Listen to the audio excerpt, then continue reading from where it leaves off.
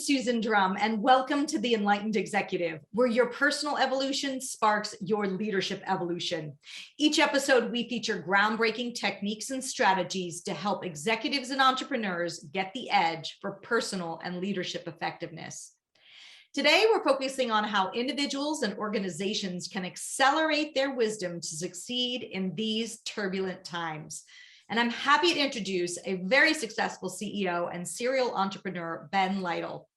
Ben has 5 companies that he's launched, including 2 on the New York Stock Exchange. The best known company is Anthem, number 23 on the Fortune 500 with a market cap of over 100 billion.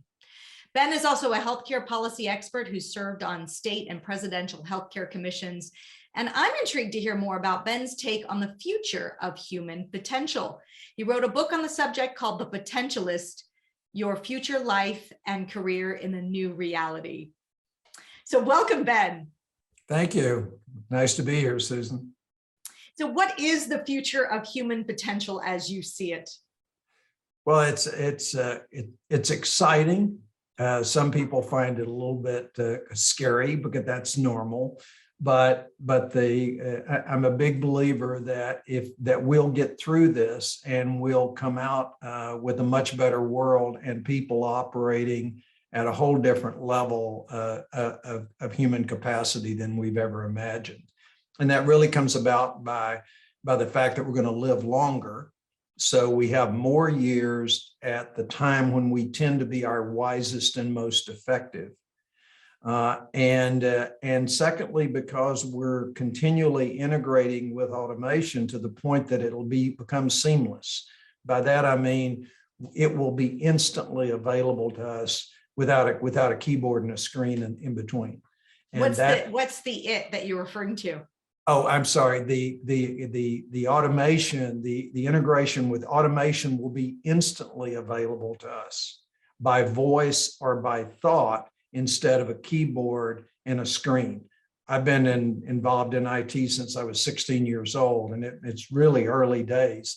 And that's the one thing, and think of that as how we communicate, as a brain to computer interface. And the one thing that hasn't changed is we still have to have a keyboard and a screen for the most part. So voice first, probably, and then ultimately thought will be how we communicate. And we'll integrate with automation. And so we're getting more closely integrated, and automation's part of us and how we act and live, but also the automation's coming the other way too. And it's going to be becoming much more human-like. And that expands human power unimaginably when you think about it. And it's a great leveler, because if I'm a young kid in Africa, and I no longer have to have a screen or a keyboard, or any computer knowledge at all, it's a completely transforming event. Interesting. So tell me a little bit more about your book. What are you focusing on? What is the message that you want to get out there? Well, the message, and it's a 3-book series, and the message essentially is the world's going to change more in 30 years than it has in millennia, and perhaps since the beginning of time. And that's kind of a hard concept to wrap your head around. But I don't think by any means it's hyperbole. I think it's if you do the research, as I've done pretty extensively, I think that's easily provable. So the thing is, are we ready? What do we have to do differently to prosper in that world? Because a lot of people are calling this period the 4th Industrial Revolution. Well, the first 3 lifted humankind, but they were pretty messy. Mm-hmm. And the idea is, don't be one of the people that gets damaged by this, to be out in front of it. And that's particularly important for entrepreneurs and leaders, to lead their organizations, lead their people, and to create the kind of tools that help us to adapt. So that's the real message. And so the first in this first book, the first 70 pages predict the future. And ultimately put it down to about 10 new realities of what that future is going to look like. The rest of the book takes 7 areas where you can advance your own potential and also demonstrate the wisdom that you're ready for this coming by accomplishing those 7 actions over time. Doesn't happen to happen overnight, to try to do them all at once, but that's the idea. Right. And so I imagine I'd love to hear from you. What are 1 or 2 of those things that you've outlined to predict the future? Obviously the increased usage of AI and how it's impacting us is got to be number 1, if not part of that. Can you share what you see as just a few of the 10 that you mentioned? Yeah, well, one is, welcome to the age of transparency, as we've never imagined it before. And that's really important because a lot of people, particularly on social media, create an alter ego that's not them, and act more like a movie star, create this, and it's the worst mistake you can make. It's just the opposite. You want to first of all think of yourself, starting right now, if you haven't before, as a brand. And that brand has to communicate very clearly who you are, because a lot of times you don't have the opportunity to reshape it later on. And so it's really being much more thoughtful about who I am, what kind of impressions do I leave, who am I today, and what do I aspire to be, and then communicate that extremely clearly in everything you do. Your social media postings, your emails, your personal interactions with people, because that's how you're going to have a brand whether you want it or not. And so it's important to you to shape it. So that's one. Yeah. How do you get around with that as a backdrop, the ability of others to morph your brand? Yeah. And I do think we'll be entering a period.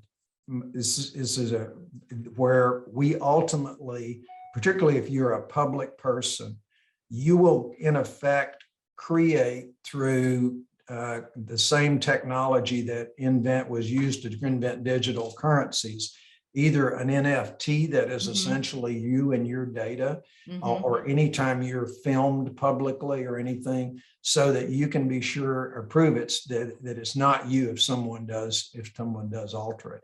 But the more consistent you are with your brand, it's another reason why you want to be conscious about it. The more consistent your brand is, the more people are they're more likely to see through it. And you want both of those working for you. Yeah. Now, you mentioned to me before that we are going to be the most powerful species on the planet. And what occurred to me when you said that was, aren't we already? And in many cases, that hasn't worked out very well. Yeah, and I think you're right. I don't know that the Earth can handle us getting more powerful unless we make fundamental shifts in mindset. So tell us more about your take on that.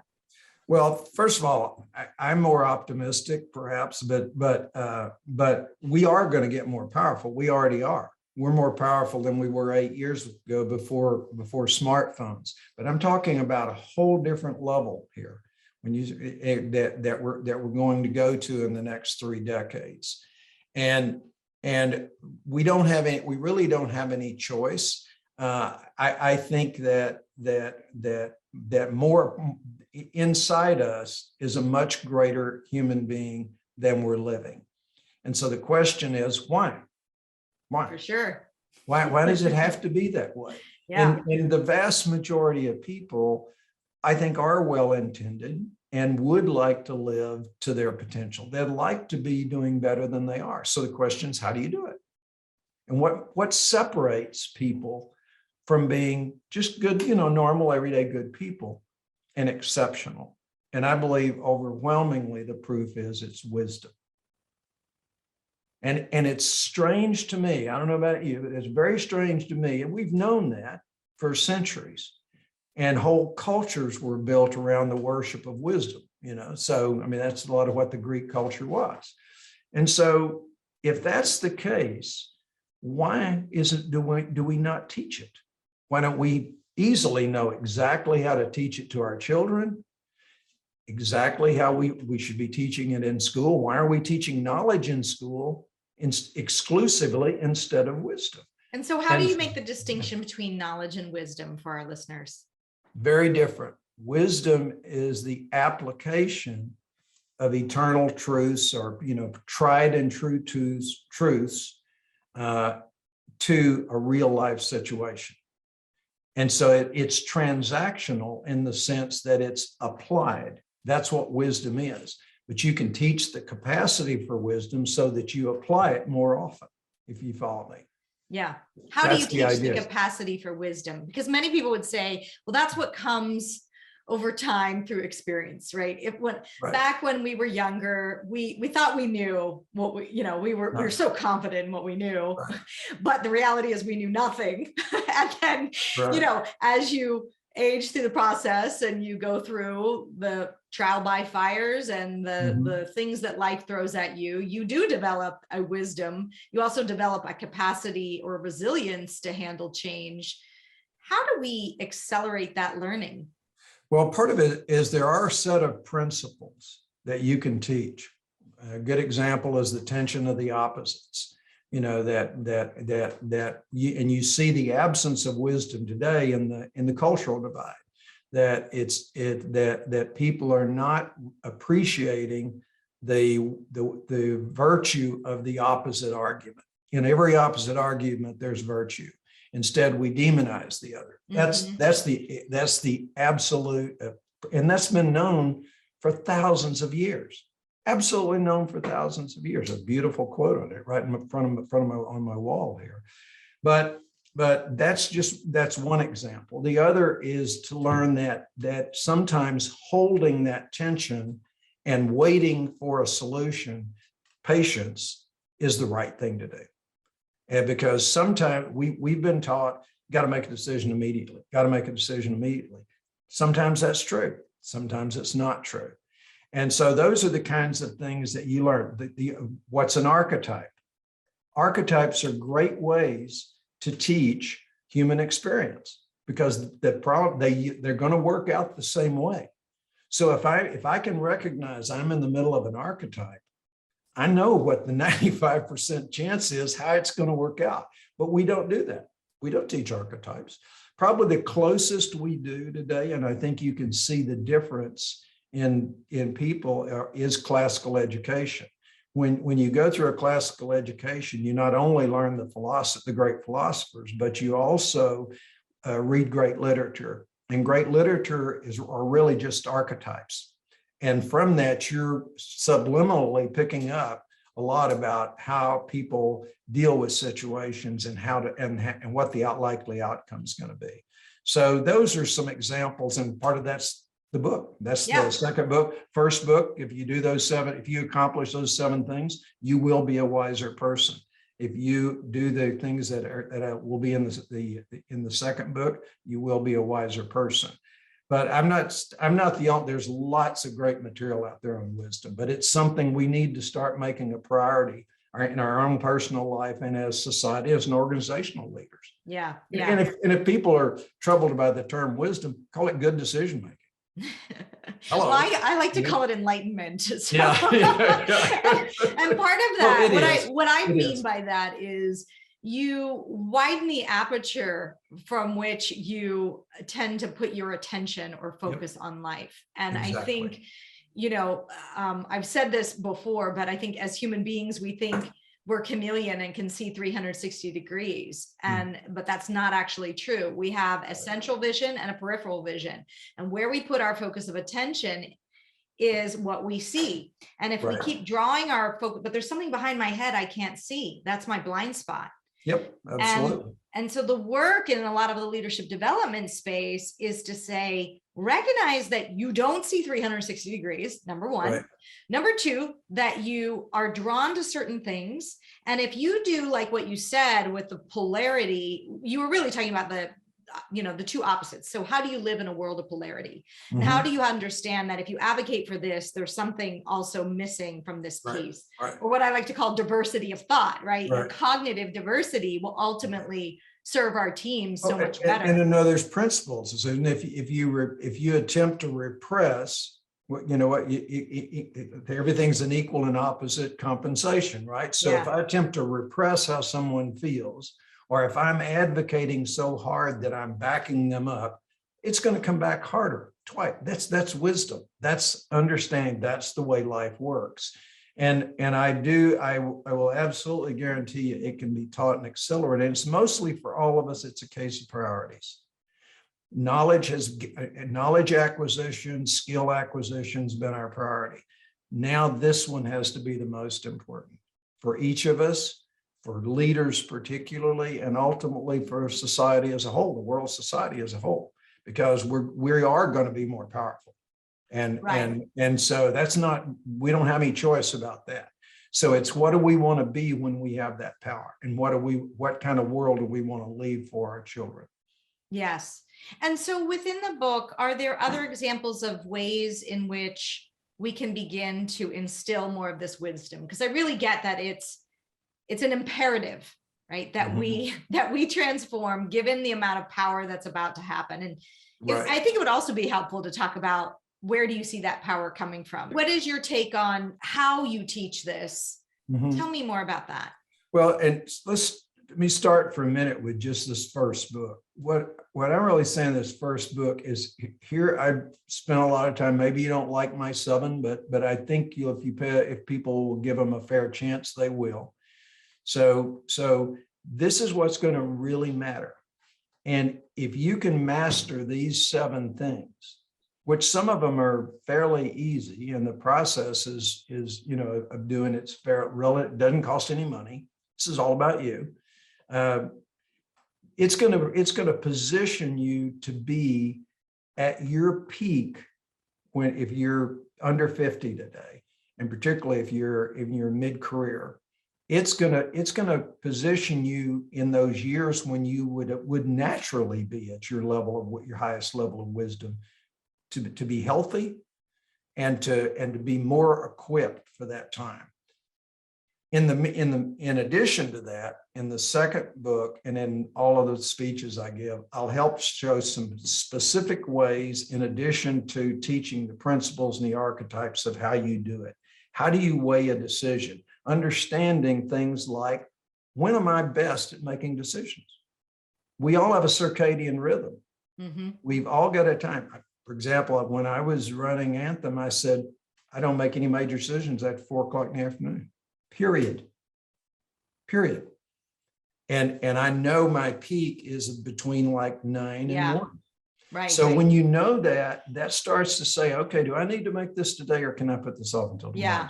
And more technology like this, the Oura Ring is going to give us really understand what's happening with the body and when you're in the highest reasoning part of the brain.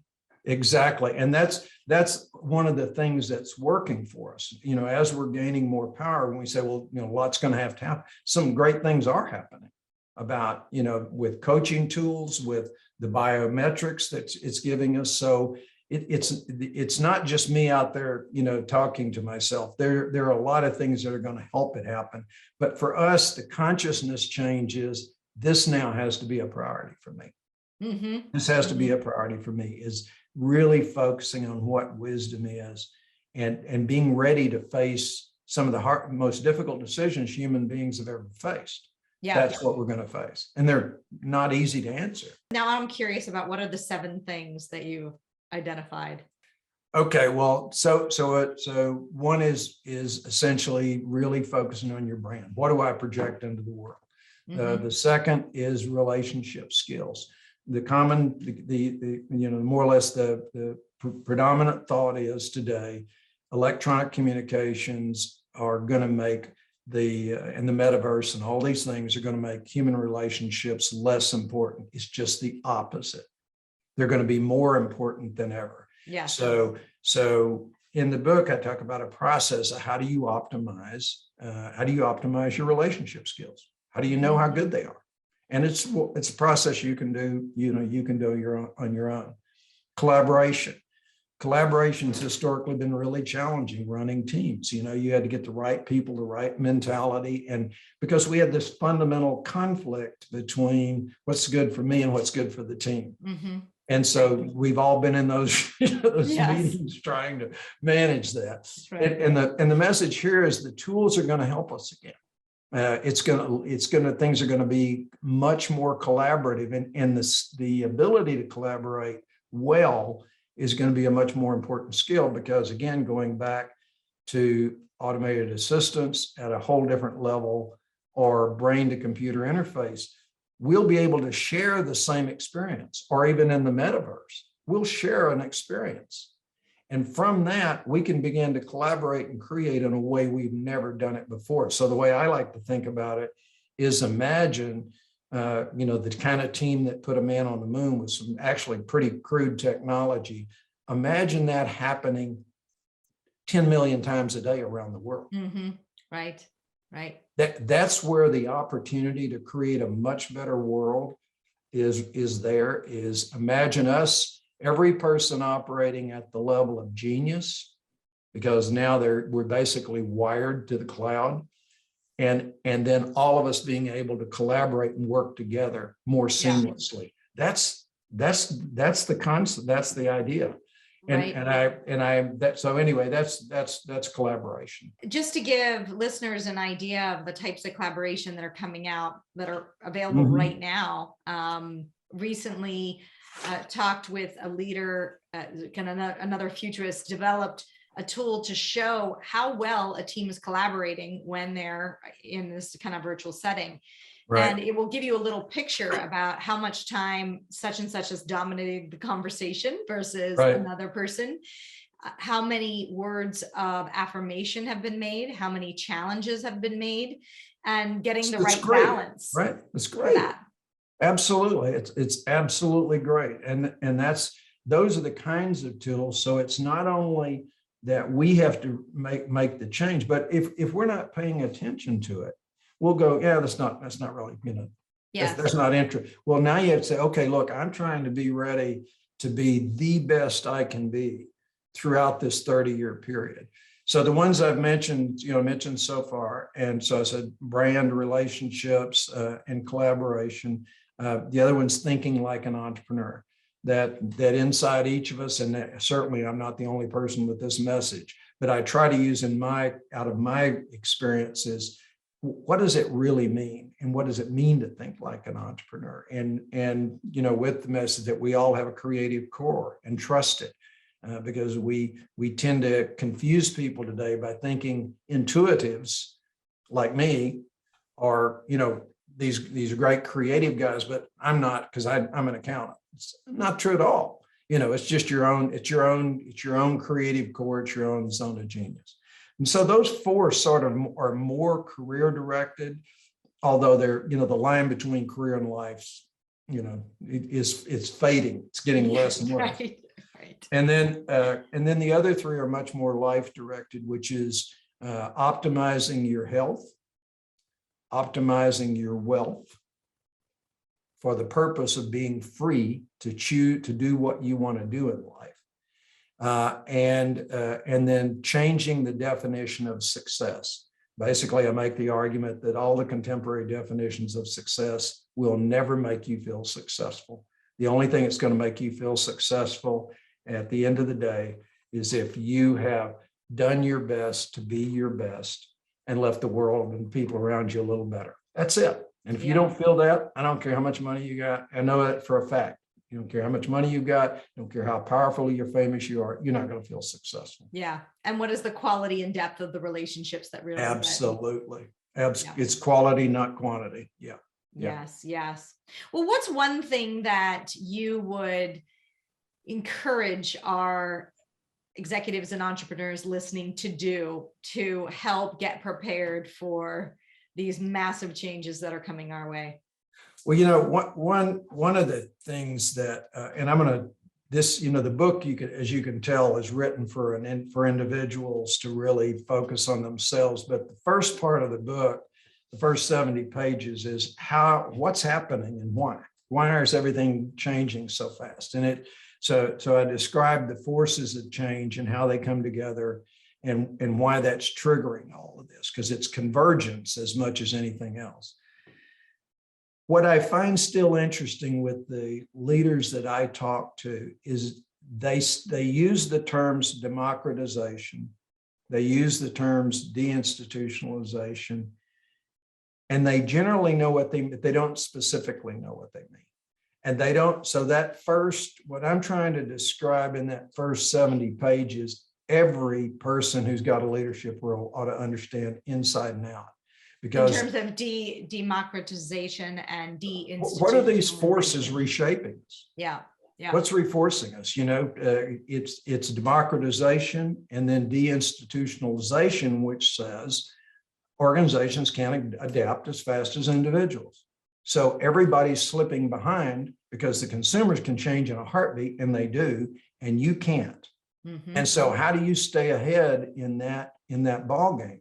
Every company today, every company ought to have a really good vision of this is what our company looks like with fully democratized products. This is what they look like. And here's our path to get there, because that's where you're going to be driven to go, or you will be deinstitutionalized, meaning you'll be disrupted. You may or may not make it. And you probably, or you have to adapt under pressure, which is never good. So that's, of all the things for leaders, really understanding that process where they could give this speech as well as me, that yes. they can really, and if you said, okay, well, I really want to know more about that, there's great stuff out there by Alvin Toffler, who's been dead for a number of years, but those 3 books he wrote in the 70, 80, and 1770, 80, and 90 really described what's going on. And a more contemporary guy is Peter Diamandis and the work he's done on it. So, but leaders really need to get this, and it as a very high priority. Well, this has just been fascinating, and I would love to share with our listeners, where can people learn more? Okay, great. Well, my website is potentialistfuture.com. And so there's lots of good stuff out there. My book's available for pre-order and will be in the bookstores in May. I'm available for speeches for anyone who wants to, because I'm trying to get this message out to as many people as I can. So I'm available for that. And then I write a weekly blog on related subjects to this. So, and I'm working on some products I'm not ready to announce yet, but I'm working on some products that try to help people advance their wisdom, make it a priority, make it a conscious priority, and also to really understand where the future is going. Awesome. Well, thank you for sharing your wisdom on the need for wisdom in our coming future. If you like this episode, you're not going to want to miss my interview with Sophie McLean, who teaches us how to win at the game of being human, which ultimately helps us win the game of business. That's great. Let's lead the way. Hope you enjoyed today's episode, and I'd like to point you to the next important step. Hit the subscribe button and the bell to get notified when we release new content. I'll see you on the next episode of The Enlightened Executive.